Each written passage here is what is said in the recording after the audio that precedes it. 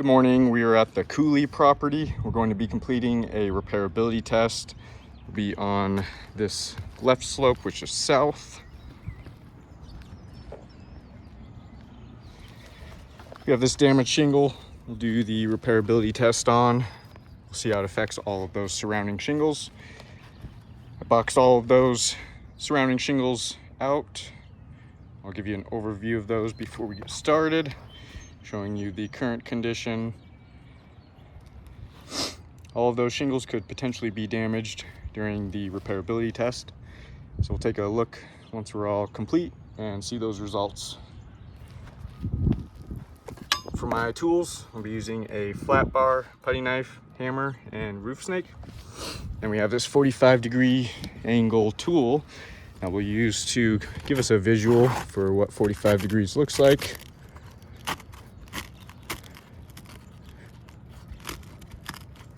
Slide it underneath the damaged shingle. I'll give you some views of that.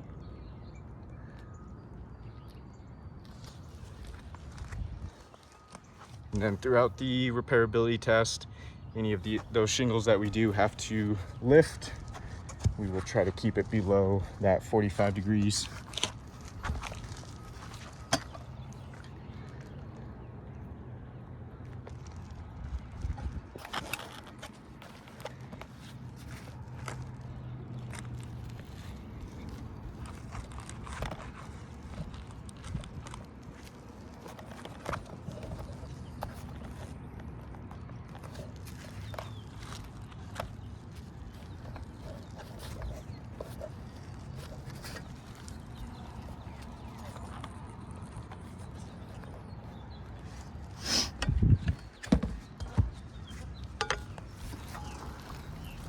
All right, we'll go ahead and get started. Start by getting all of those shingles unsealed. Use the putty knife to unseal the top shingle.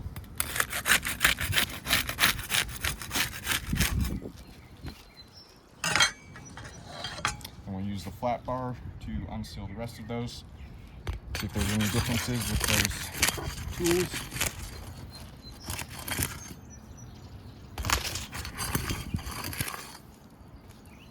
Now we'll start removing those nails.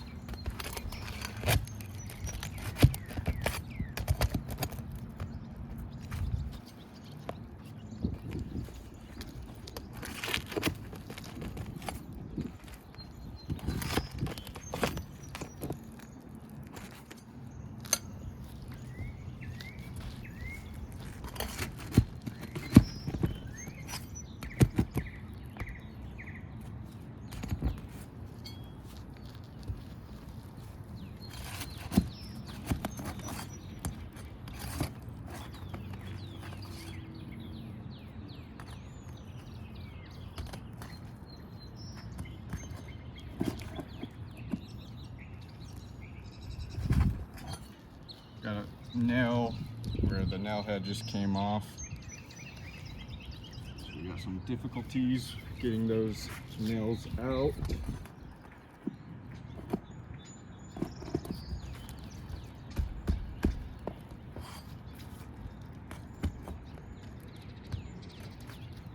And there's the rest of that now.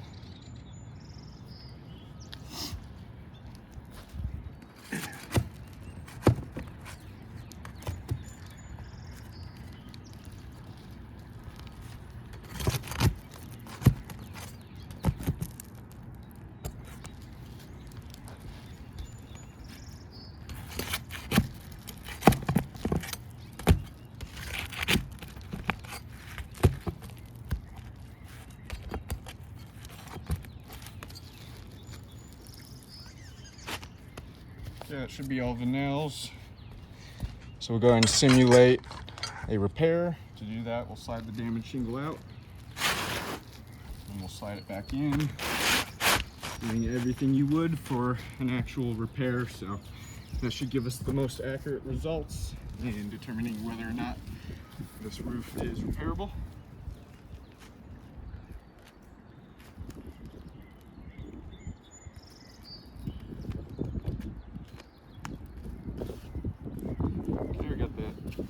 back up.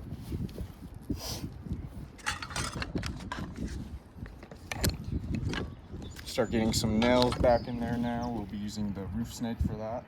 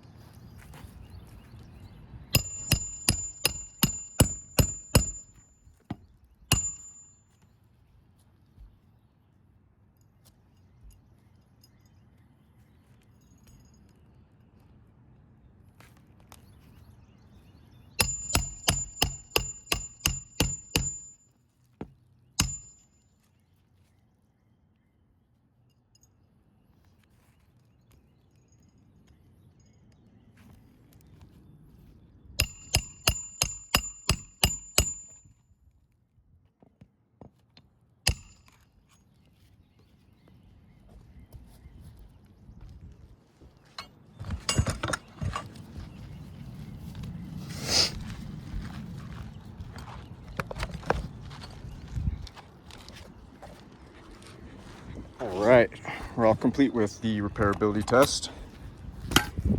Give you another overview of all of those surrounding shingles.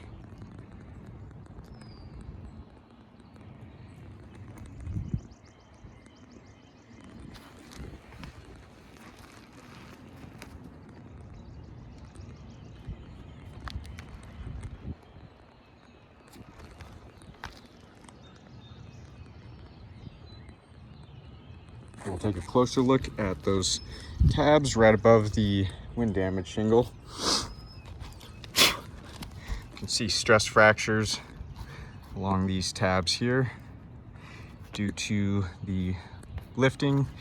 In order to remove those nails, put those back in, complete that repairability test, you can see just due to the age and how worn and brittle these shingles are, just that slight lifting of those shingles, we can see where the matting on the shingle is broken, causing those stress fractures. That's going to be damaging the integrity of these shingles. We can feel where they're much weaker in those areas with the stress fractures. It's going to not allow the shingles to do what they're designed to do as best as they should.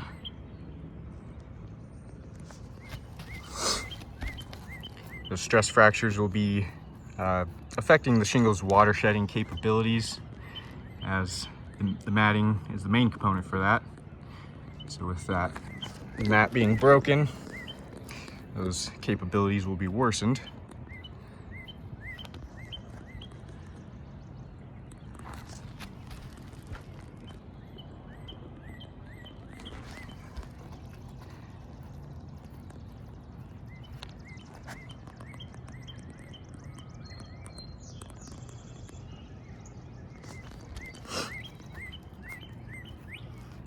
See stress fractures to every single one of these tabs.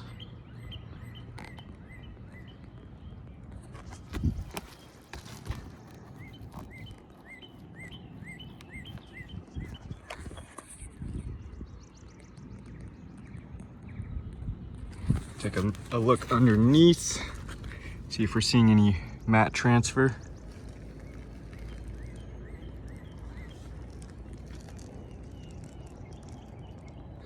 Like you can see a little bit of mat transfer right there. Those pieces of matting, you can see where they're torn from the bottom of that tab. You see where that's leaving all of that exposed fiberglass. That mat transfer will also be damaging the integrity of those shingles, as we can see pieces of matting torn from the bottom of the shingles, damaging the integrity, as well as it's going to make it more difficult for those shingles to reseal properly once repairs have been completed. You see some more exposed fiberglass there due to the mat transfer.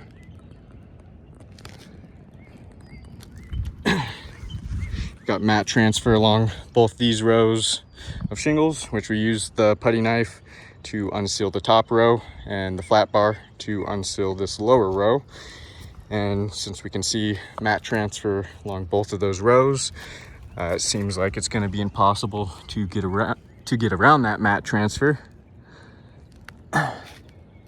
So that would be damaging those shingles as well.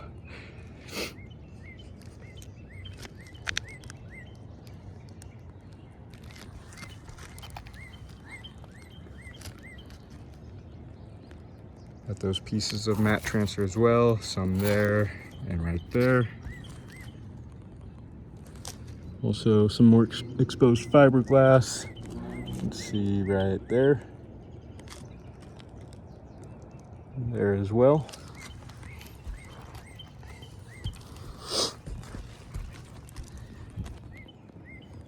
Little bad mat transfer there. You can see that big piece of mat transfer left quite a bit of exposed fiberglass.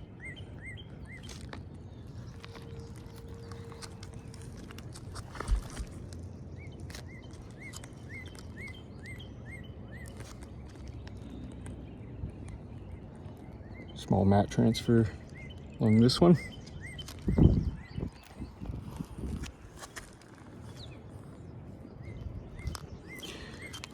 So with all of those damages, those stress fractures, and all of that mat transfer, that's going to be concern for potential water intrusion. So I do not believe repairs are feasible to this roof, as well, we can see at least an additional 3 damaged shingles. We got shingle 5, that one tab on shingle 6, shingle 7, possibly more as well if we do have mat transfer. Along shingle 3, so up to 4 additionally damaged shingles if we were to just repair this one wind damage shingle.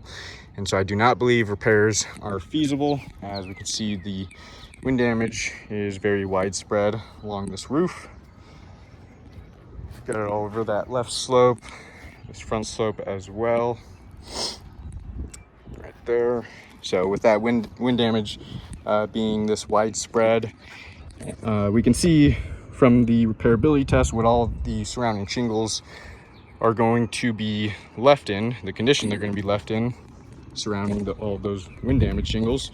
They're going to be left with stress fractures, mat transfer, and this insured will have potential leak hazards all over their roof, anywhere there needing to be repairs completed.